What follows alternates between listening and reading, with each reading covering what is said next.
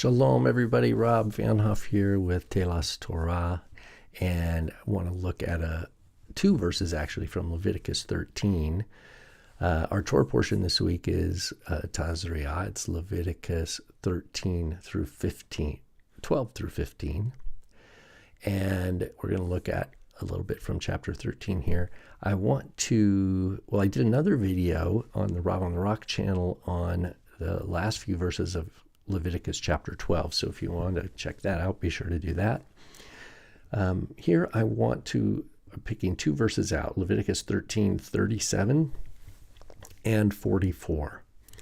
And what I want to suggest is that when a priest declares something clean or unclean, his words are not magically making it so. So the utterance does not transform the object that's being labeled as pure or impure, clean or unclean.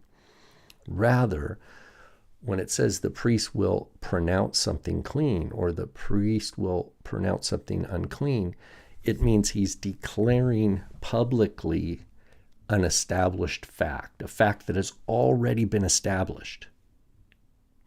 So I'm going to show two verses, one with each instance. In the first one here, Leviticus 13:37, we don't need to get into all the details. I mean, you can read the chapter, but the idea here is there is some sort of scale on a skin condition, and the question is, has the skin condition, pasha is the verb, has it spread?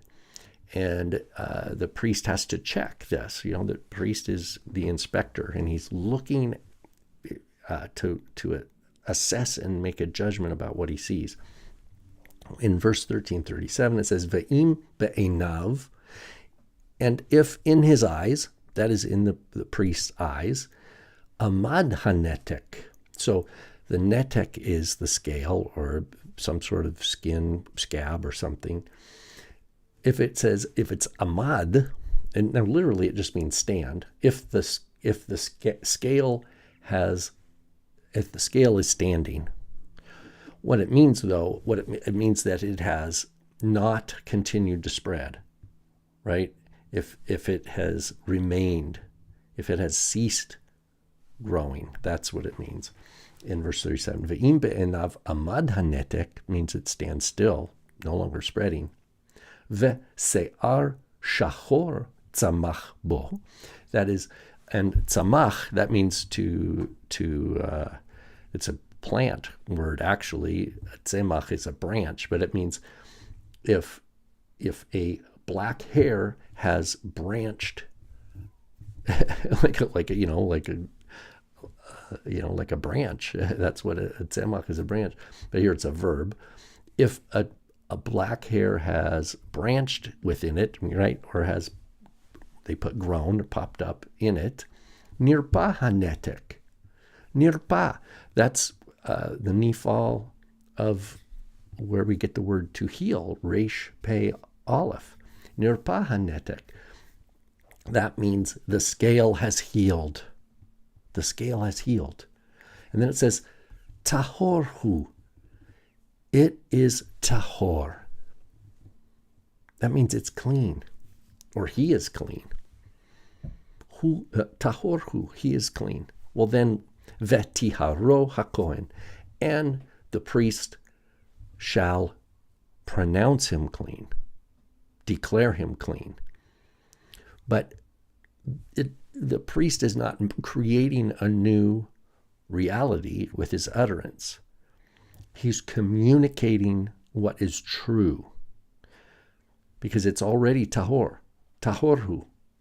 He is clean. Now, he might not know it yet. The priest knows it. The person might not know it. Nobody else in the public knows it. None of the other priests know it, right? But the one who's inspecting, the Kohen who's inspecting this, they know, oh, it's clean. And then vetiharo hakohen, and then the Kohen pronounces. So this pronouncement just is a publication of the fact. It's not the creation. It's not transformative language. So to declare something clean doesn't change the thing. It is a public expression of what is true. Okay, of something that maybe had been in doubt, right? Because there was an unknown. Definitely there was an unknown, and they were waiting. Okay, now we're going to go to 1344 to see the example with respect to impurity. So tza'arat is the word for often translated leprosy. Here we say ish tza'ruah. Tza'ruah, that's a call passive participle. We have the furtive patach here under the ayin. Tza'ruah. If the infected man, ish tza'ruah hu, he is an infected man, or he is leprous, it says here. He is a man infected with the skin condition. And then it says, tamehu. Tamehu. He is tameh. He is impure.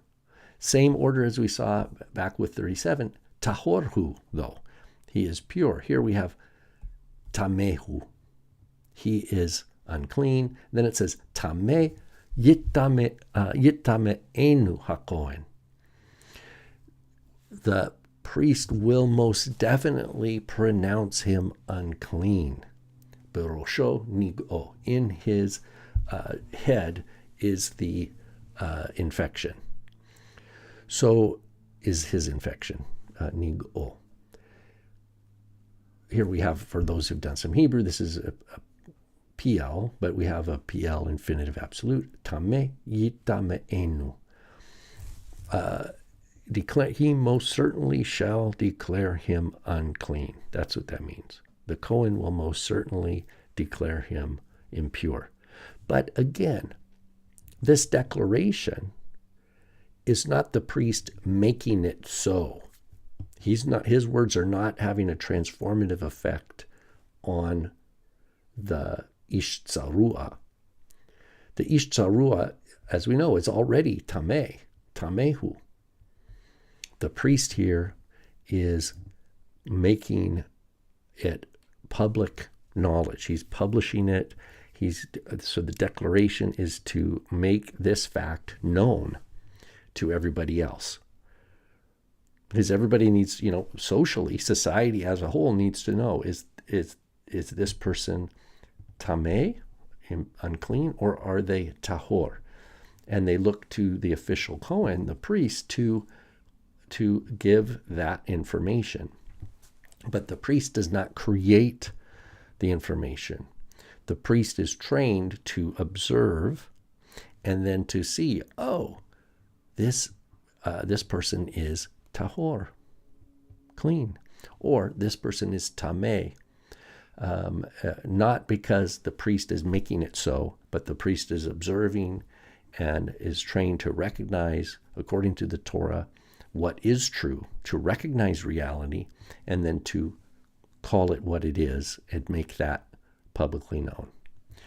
Okay, so now there's implications here, because we could say, well, Yeshua says to a leper, be clean, as a command, and they are cleansed. So this is a different kind of priesthood. We're talking about a different situation. But here, Leviticus 13, the Kohen is declaring what's already true. And in these two cases, in 1337 and in 1344, the Torah itself shows us that the fact is true, and then the priest declares that fact. All right, just a simple little geeky comment on our Torah portion. Shalom to everybody. Again, if you want to see my comments on the end of Leviticus 12, you can see the video on the Rob on the Rock channel. Okay, until next time.